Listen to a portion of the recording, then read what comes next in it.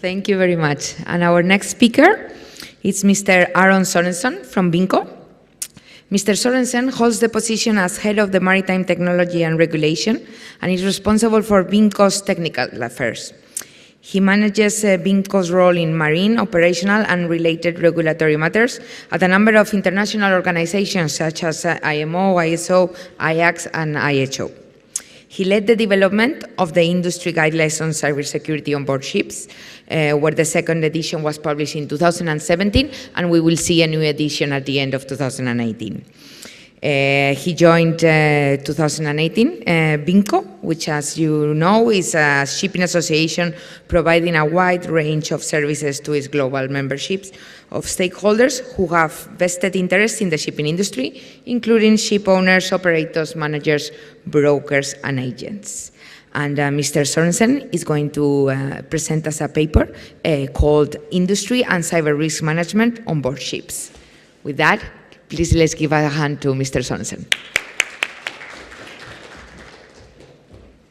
Thank you very much.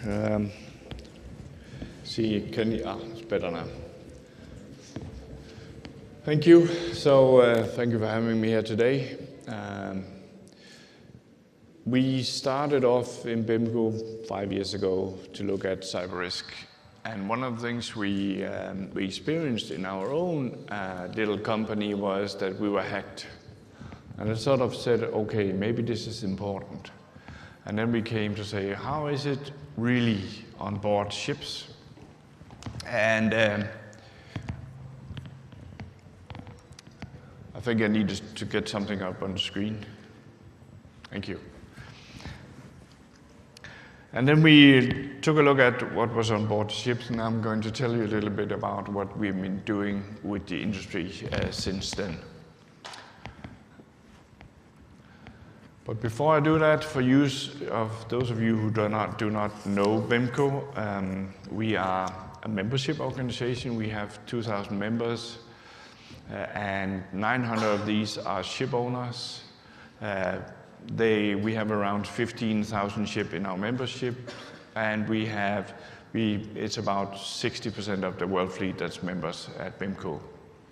So we are the largest shipping organization.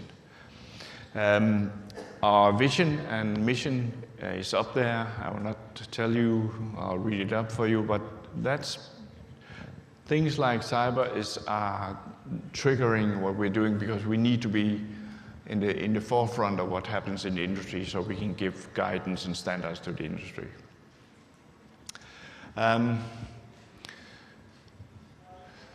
Today, give a little bit why we did this and talk about IMO and then other industry initiatives. There are quite a lot.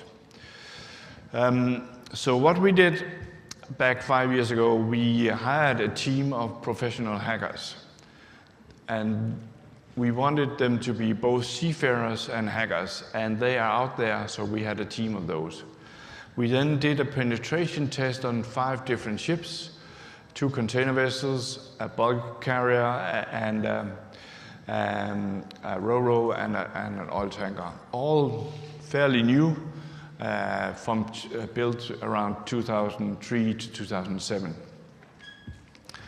And we found out that when it comes to cybersecurity, even on the newer ships, it wasn't really that good. There was a lot of vulnerabilities out there. So first of all,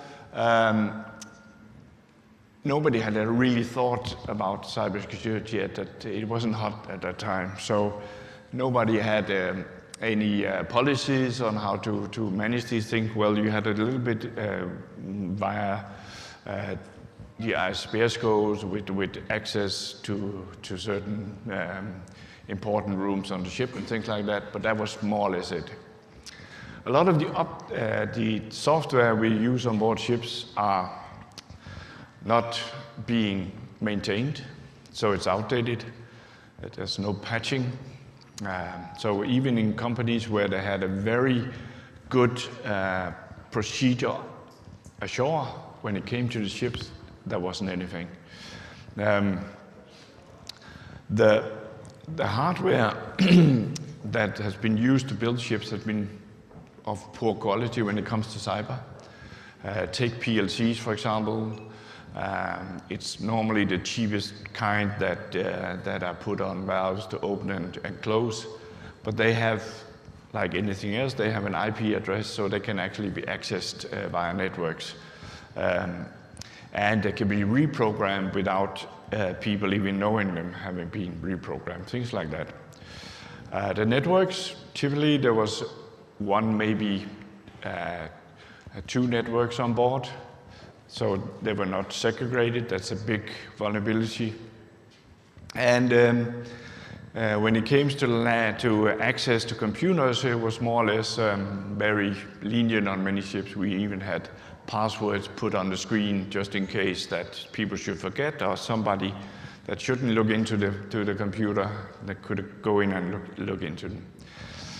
The last thing was that there was a lot of the operating systems. A lot of operational technical systems are running on old Windows operating systems, Windows XP.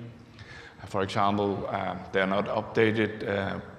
That isn't really a vulnerability in itself, but if they are connected to an internet that is connected to the internet, that is a big problem. And we just had a WannaCry actually went directly for operating systems when Windows XP. And last of all, there was no ships of the 5 ships we were on where there was any detection of the data transfer on board the ship. So there was no way of knowing if there was somebody in your system actually doing things that they shouldn't be doing. So we sat down, and this stool is actually, it's tipped over by purpose. So we sat down and said we need to do 3 things. We need to we need to give some guidance to how to manage this on board. And we need to ensure that ships in the future are built in a cyber-resilient way. And we also need to ensure that the equipment that comes on board the ship is cyber-resilient. What we have today is quite poor. In many cases, the technical manuals have fixed access codes that cannot be changed, things like that. And anybody who has an access to that technical manual can then actually find a way into the systems.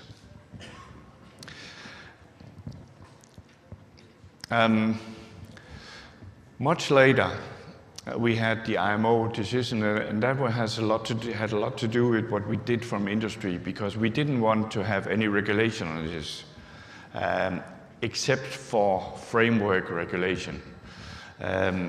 So we ended up in a situation where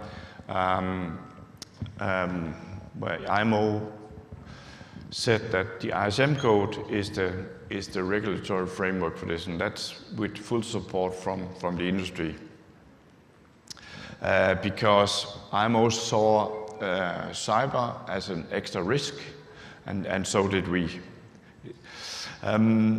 We also, it's good in a way that some of the existing contingency plans that you have on board can still be used. For example, if the radar breaks down on the bridge, it doesn't really matter if it's done by a cyber attack or if it's done by a defective magnetron. The contingency planning for the crew will be the same. So that's positive. We don't have to start from scratch when we do these things on board the ship. And then we have still have some time to go before post-state control will come in and start looking into this. Some on tankers, by the SIOS system, they already started. And we actually recommend from BIMCO that you start to deal with cybersecurity now. No, don't wait till 2021. I just mentioned WannaCry. I am sure that some ships have been attacked by WannaCry. It wasn't only hospitals in the UK and other places. And then, of course, NotPetya, which was the one that hit Maersk. What we can learn from NotPetya, it didn't affect any ship. But what we can learn from them is that we need to be ready to restore systems when we have been attacked, because that is key to get the business up and running again. That's an important lesson from NotPetya. So we need to do this in a risk-based way.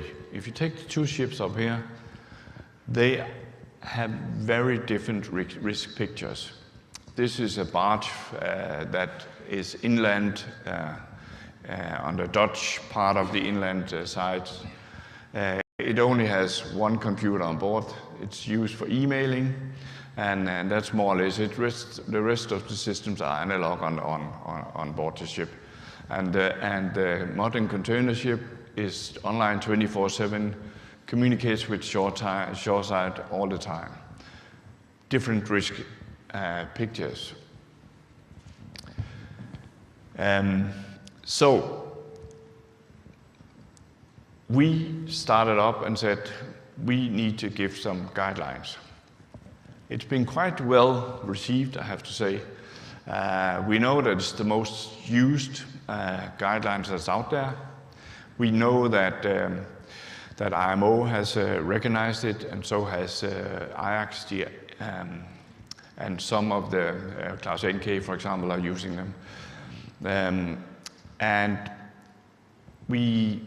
it's not BIMCO alone, it's BIMCO, CLIA, ICS, Intercargo, Intertango, OCIMF, and IUMI. And we also in this time around, we have Intermanager coming on to us as a new partner in this. But we also have a lot of cyber experts. We have shipping companies that's been working with us on this. So it's a wide range of stakeholders that's been in it. It's not guidelines so you can go on board the ship and say, okay, I need to do this, and need to do that. It's guidelines that are made for ship owners and how to establish a cyber risk management system on board your ships. And that's important. That's of course a lot of good advice on different matters, but it's the approach, and the approach starts with senior management, because this will cost money. There will be investments, and without senior management backing this up, it will not take place. And then, of course, it simmers down all the way down to the personnel on board. So this is the approach we came up with.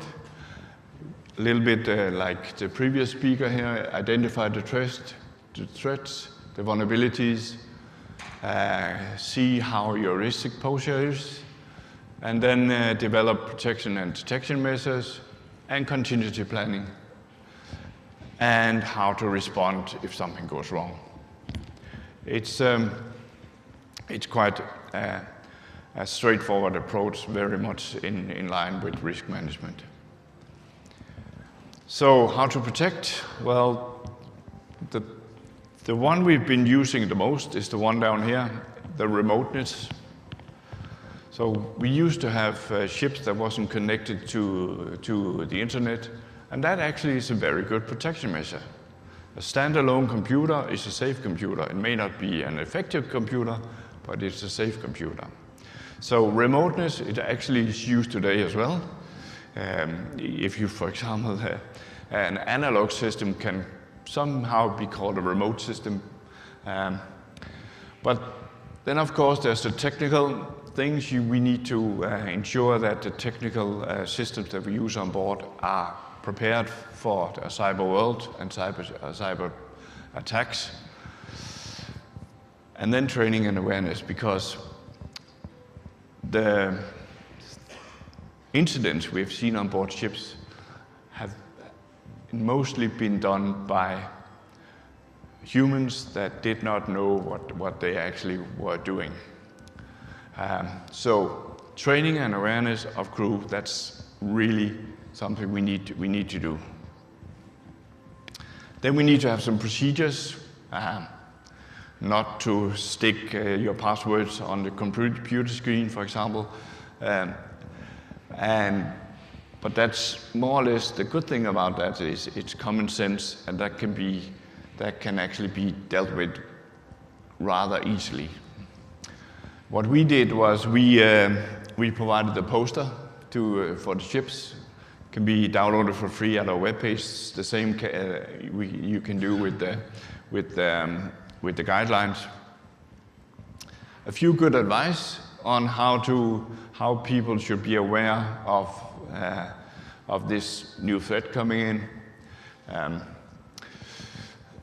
And then, because if we do that, we estimate about 80% of all attacks can be avoided.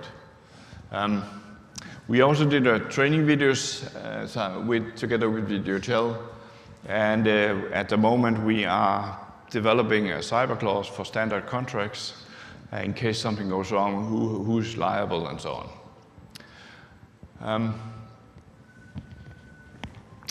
The third version will be ready at the end of this month. Now I'll just put my head on a plate. So the new things we actually did was something that originally started this, because when we started out, we had ISO standards on cyber, we had the NIST framework and so on. But those systems were very aimed at the information technology. And what's important on board the ship is the operational technology. The IT controls data and the OT controls the real world, which means that if your operational technical system is attacked, you can actually damage things in the real world. So if you attack the automatic steering system, you can set the ship aground, for example. So the OT and the IT is really important to divide into them, but we also need to assess them and maybe in the same system. So that's what we've been concentrating on in version number 3. And then we have made clear guidelines on how and where to put things into the safety management system.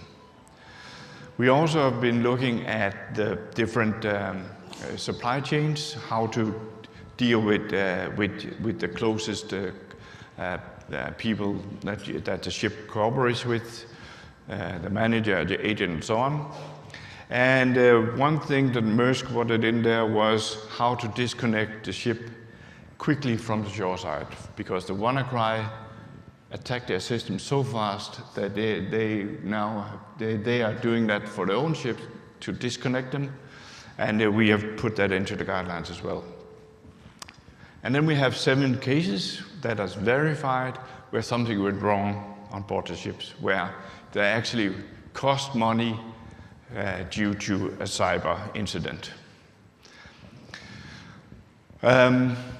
Then we need to have cyber resilient on board ships. We know the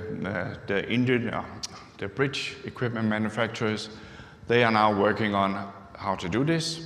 And every piece of software will need to be developed with cyber in mind, and IAX is helping us with that.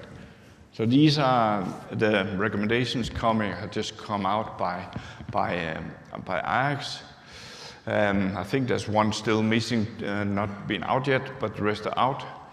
And one of the things that it is built over is this risk matrix. So we have the vessel and the risk type, and we have the vulnerability service. The vulnerability service basically is how connected are you to the outside world and things like that. So in due time, ships will be built in accordance with the recommendations, and they may become unified requirements. So what's next? Well, we need owners to start implementing guidelines, and we of course think they should use ours because they're the best.